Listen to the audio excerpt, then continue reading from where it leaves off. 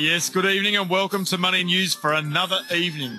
I'll tell you what, there is plenty of interesting stuff around tonight that we're going to bring to you, especially that whole question that's been debated up every alley and nook and cranny for the past 24 hours. Who's rich and paying?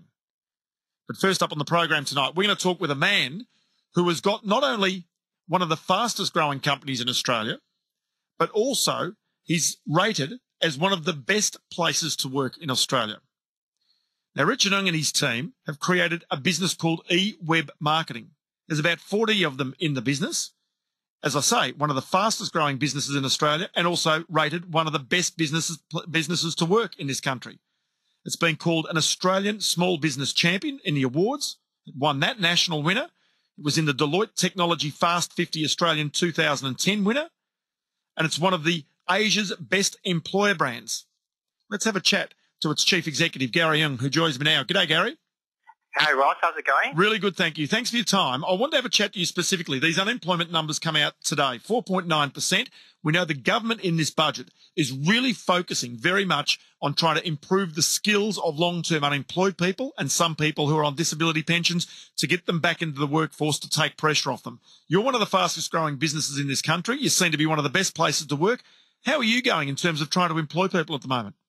Look, Ross, it's for the last few years, it has been really difficult to find people in. For us, we work in the IT sector. It's really hard to find people there. When we're looking for salespeople, for customer service people, we have difficulties finding people there as well. The only area that we have having a lot of success is the accounts area, where we have a flood of applicants whenever we put up a job posting. But in the other three areas that we've identified, we have a lot of difficulty in finding the required people. And we're not talking about people with highly experienced or highly skilled. Even people just with the right attitude wanting to have a go, we're having difficulty finding that. So why is it when the people come in for the jobs, when you advertise and the people turn up and you try and filter out who you need to have with you, and obviously you've got a fairly dynamic place where you work, you do search engine optimization. In other words, you're looking through internet pages for companies to try and find the best way to market their businesses. But what is it about the people that come through the door that makes you go, geez, we can't find the right applicants? Well, I think number one is the number of people applying. I would say 70 to 80% of them the English level in terms of communicate effectively is at a inadequate level for a business to be able to communicate with its consumers. Yep.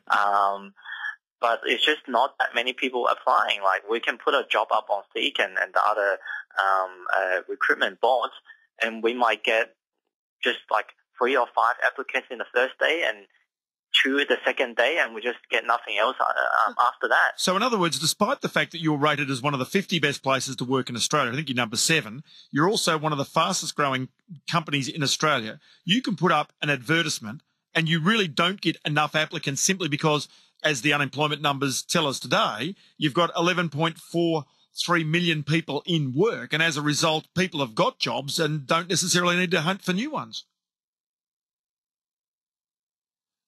I think that the wonderful things called technology has just let us down.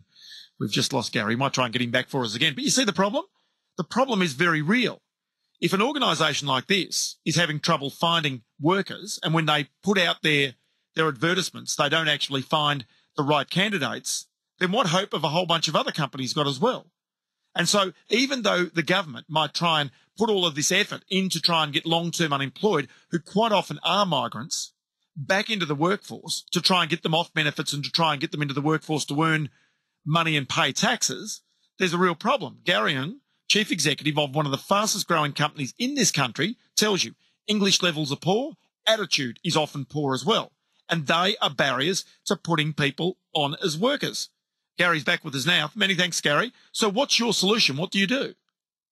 Well, I think it's just not enough people like that that's been in the IT or the non-traditional industry apart from accounting.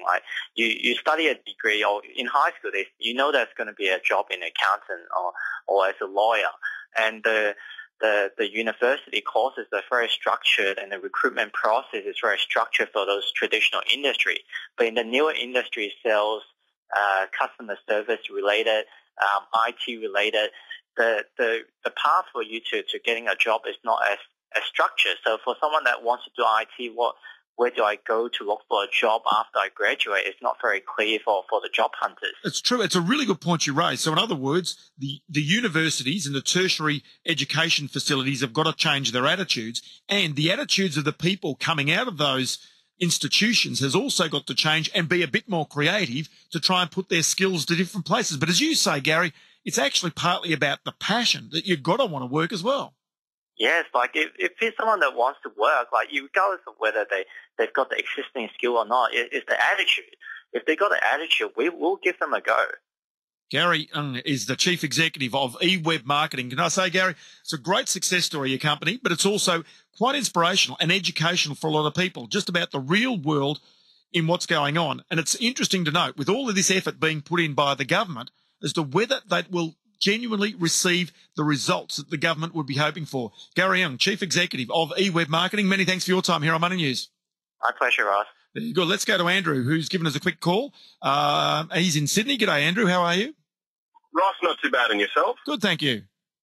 I just wanted to have a chat about the ability to get jobs in the IT industry. I've actually found it quite difficult.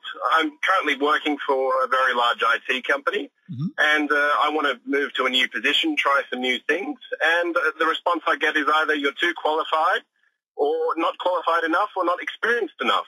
So it's sort of, and I guess another big problem is recruitment companies not actually replying to you. I think that's an interesting one as well, Andrew. I wonder whether that's the experience. We should talk to Hayes about that. One side of this as well, Andrew, is, I guess, it's that ability that a lot of people find themselves stuck in a job, and they end up doing it because they're stuck by their mortgage or just stuck by, their circumstances. But you're right, you can sometimes be stuck by your experience as well, and that's exactly what you're discovering, isn't it? Well, I'm stuck by all of the above, to be honest with you. But I'm just looking for a bit of a change, and it is quite difficult. I've got a decent job at the moment, but I feel that my skills could be useful to another company. I need a bit of a new challenge, and it is difficult. I know, it's no doubt about that, and I think that's a really, really instructional call as well. So that, plus also, Gary, you put it together and you start to realise that there's a genuine disconnect inside the jobs market. Once people are in, they get almost pigeonholed and can't get out. And if you're an employer, trying to find the right people is almost impossible as well. Something's not working in the system to allow a free flow and a free movement of people between positions. Maybe that's what the government's really got to look at, its own industrial relations, sort of performance, and also its own industrial relations policies as well, because there is something not quite right. Coming up, we're going to talk with Richard Woodward,